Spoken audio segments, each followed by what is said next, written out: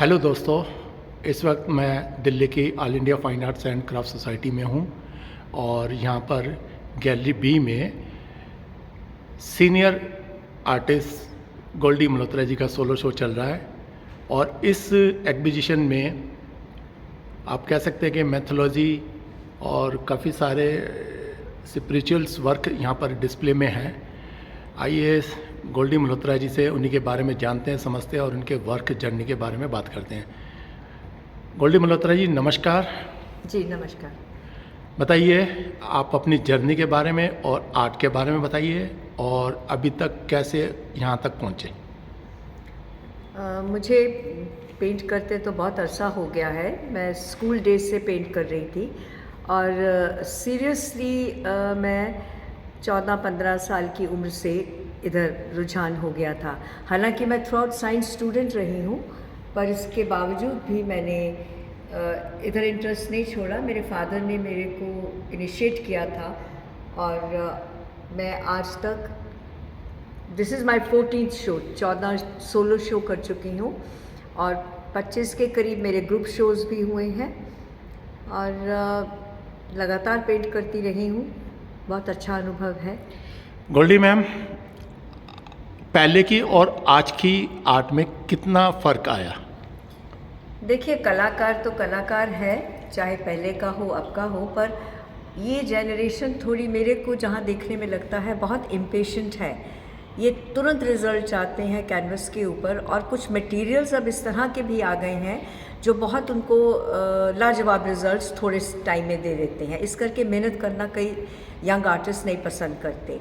इसके बावजूद एक बहुत ज़रूरी चीज़ है, आप अपने थीम को कंसीव करने के लिए कि आपने क्या बनाना है, या तो आपकी पूरी रिसर्च हो, स्टडी हो, आपकी सेंसिटिविटी हो उस टॉपिक को समझने के लिए। You can't simply do abstraction कि मैंने कैनवस के ऊपर कलर फेंक दी और अपने आप कुछ ना कुछ तो बनी। हर कोई अपने आप को जैक्सन पॉलक तो नहीं ना बनाना चाहता है, तो उस तरह के रिज़ल्ट से बड़ी मायूसी होती है। समझें क्या बनाना चाहते हैं और स्टडी करें थीम, और स्टाइल भी होना चाहिए। देखिए, स्टाइल, कॉन्सेप्ट, आपको पूरा आर्ट, ड्राइंग, पेंटिंग, हर चीज़ का कलर की नॉलेज होनी चाहिए। उसके बगैर बात नहीं बनती है। You just can't play with colours. Goldie ji, ये जो बातें आप बता रहे हैं, आज की जनरेशन इतना तो मेहनत नहीं करती। बिल्कुल नहीं। फिर भी वो कंप्यूटर को लेकर के और सोशल मीडिया को लेकर के और एआई को लेकर के टेक्निकली हम उसको स्ट्रांग मान सकते हैं। इतना सब होने के बावजूद भी वो उस लेवल पे काम क्यों नहीं कर पा रही? देखिए, एआई की मदद से आप कर सकते हैं, मैं मानती हूँ, मगर उसमें ओरिजिनलिटी कहाँ गई? वो एक आर्टिस्ट के अंदर की इमोशंस कहाँ आई? उसका अपना हाथ कहाँ है? अब जो एआई के और ये जो डिजिटली जो बच्चे बना रहे हैं, एग्जिबिट कर रहे हैं, क्या उनमें उनका अपना कोई स्टाइल है? अगर आप उसको स्टाइलिस्टिकली एनालाइज करें, आप कह सकते हैं कि जैसे हाँ, ये जी जॉकोमेटी का काम था, ये उसका था, पिकासो का काम है, और ये दूसरे आर्टिस्ट का काम है, डलास का काम। उनको पता लगता है, उनके स्टाइल से पता लगता है। क्या इन बच्चों के स्टाइल में कोई चीज़ मुख्तलिफ है? नहीं। इतने मिलते जुलते हैं, आपको पता ही नहीं लगता, क्योंकि वो सब कंप्यूटराइज्ड है और एआई की मदद से है। उसकी वजह से इनका अपना स्टाइल तो कहीं है ही नहीं है। आपके 60 साल की जर्नी में दिल्ली और उसके बाद पूरे भारत और उसके बाद दूसरे देश, कितना फ़र्क महसूस हुआ? देखिए, कला तो बहुत करने लग गए। उसकी वजह एक ये भी है, अगर मैं दिल्ली की बात करूं और कुछ बड़े शहर जो हैं, गैलरीज जिस कदर खुल गई हैं ना, मशरूम की तरह ग्रो कर गई हैं और एक धंधा बना लिया है। और कॉपी करा, कुछ किया, छोटा सा आर्ट लिया, उसको बेच दिया। तो ये जो कई यंग लेडीज़ हाउसवाइफ्स ने अपनी गैलरीज खोल दी और आर्ट बेचना शुरू किया है, इससे हमारा स्टैंडर्ड बहुत गिर गया है। वो चीज़ नहीं रही है। तो इतनी सारी गैलरीज़ में आप इतना सारा बढ़िया काम तो नहीं ना दे सकते हो।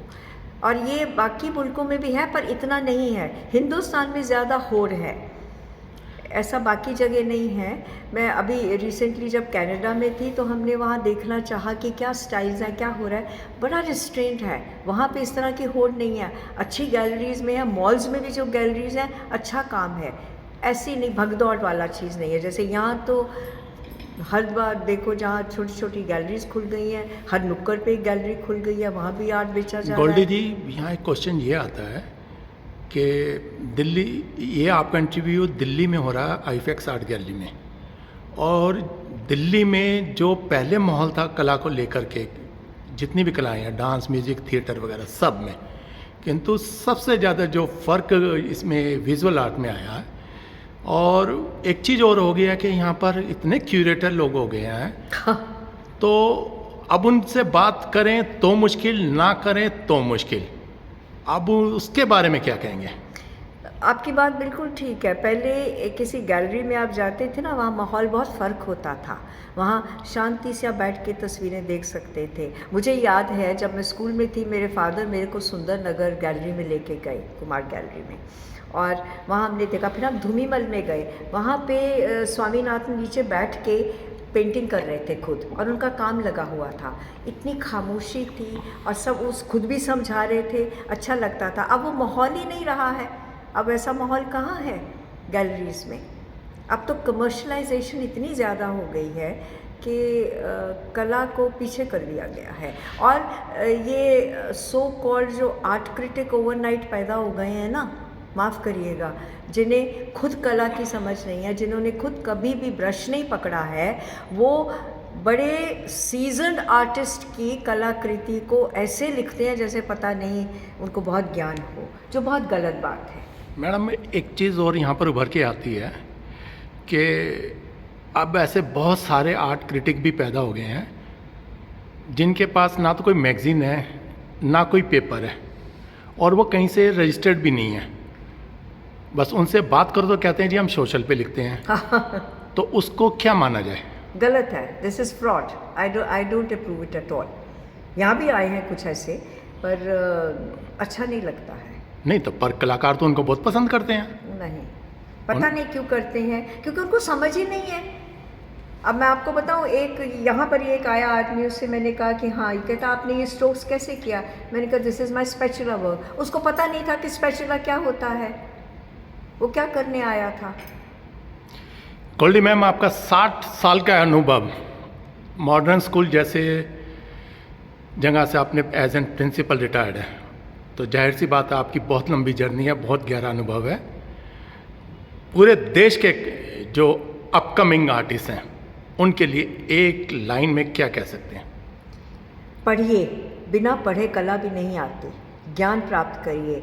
जितने हमारे पुराने कलाकार भी थे, सीजन मास्टर्स थे, वो सारे पहले ज्ञान प्राप्त करते थे, पढ़ते थे, कला के बारे में जानते थे। और इतना अरसा पहले कला के ऊपर तो क्या क्या हमारे ग्रंथ लिखे गए हैं, जिसमें सारा कलर के बारे में, हार्मनी के बारे में, कंपोजिशन के बारे में। जब तक इन चीज़ों का आपको ज्ञान नहीं होगा, जब तक जो चीज़ आप बनाना चाहते हैं उसको थ्योरेटिकली स्टडी नहीं करेंगे, आप ऐसे ही लकीरें नहीं खींच सकते। दोस्तों, ये हैं सीनियर कलाकार गोल्डी मल्होत्रा जी, जिन्होंने देश विदेश में बहुत से काम किया है। मॉडर्न स्कूल के प्रिंसिपल रिटायर्ड हैं और भी कई शानदार ऑर्गेनाइजेशंस में ऊंचे पद पर कार्यरत हैं। बड़ी बेबाक बातचीत हुई, खास करके अपकमिंग आर्टिस्ट के लिए, जो कि बिना सोचे समझे पेंटिंग बनाते हैं और फिर मार्केट को कहीं ना कहीं उन्हें डाउनफॉल देखना पड़ता है। और ख़ास करके आजकल ऐसे आर्ट क्रिटिक भी पैदा हो गए हैं, उन पर भी खुल के बातचीत की। इनका साफ साफ कहना है कि जिन लोगों को आर्ट के बारे में कोई जानकारी नहीं, उनसे थोड़ी दूरी बना के रखा जाए तो ज़्यादा अच्छा है। थैंक यू गोल्डी मैम, नमस्कार। आपका कलर कैनवास टीम की ओर से बहुत बहुत शुक्रिया। दोस्तों, मैं विजय, कलर कैनवास चीफ एडिटर, साथ में गोल्डी मल्होत्रा, और ये हैं गोल्डी मल्होत्रा जी के हस्बैंड अरुण मल्होत्रा जी। और दोस्तों, ये है कला क्षेत्र का जाना पहचाना चेहरा किशोर शंकर चावला। इनको तो आप जानती हैं, इनके बारे में ज़्यादा मैं क्या बताऊं। तो इसी के साथ दोस्तों, थैंक यू, गुड नाइट, शब्बा खैर।